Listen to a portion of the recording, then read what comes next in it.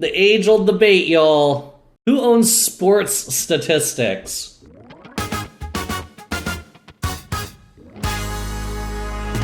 Could you give proper credit to Opta Joe, preferably retweet, please? Opta don't own stats. Actually, we create them and publish them for free here. If we didn't, then the platform would be a poorer place and things like this wouldn't be published. Not a big ask to give proper credit. It's a part of Twitter etiquette. You don't create them, the players do.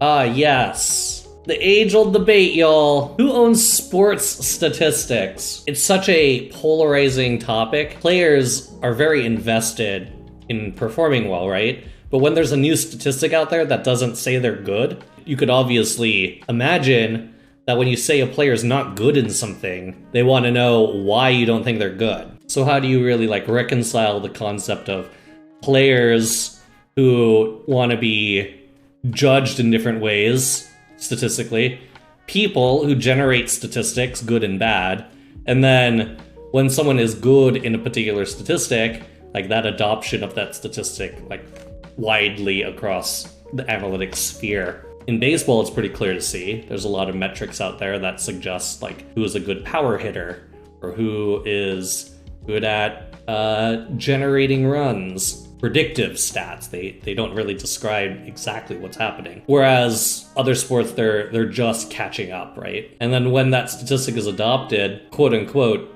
who owns the statistic? No one owns the statistic, right? There is some sense that as people do certain things and plot certain things and show certain things, they have a flavor about it. That flavor seems like it comes from a particular place, right? And a very clear example of this is the NFL Fast R package, right? They have all these very convenient ways of plotting things and sharing information out.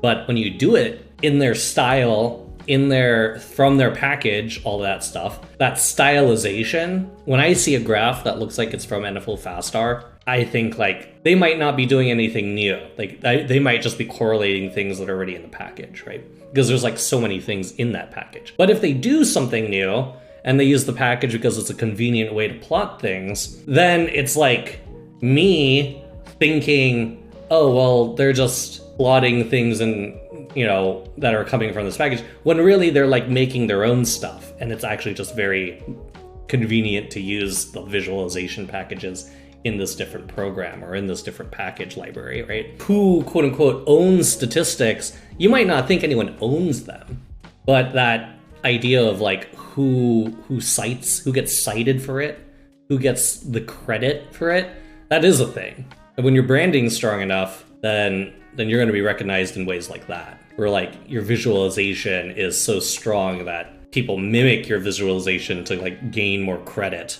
Another good example of this was 538, right? 538's color palette and visualization, it's very distinct. Same thing with New York Times. Their visualization and their stylization is very distinct.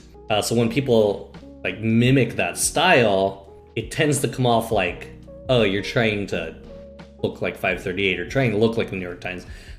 That's the same thing. That's the same way I feel when people plot things and it looks like NFL Fast R plots. If it looks like Ben Baldwin plotted it, I'm just assuming it's from NFL Fast R or straight up from Ben Baldwin's site. Good for Ben.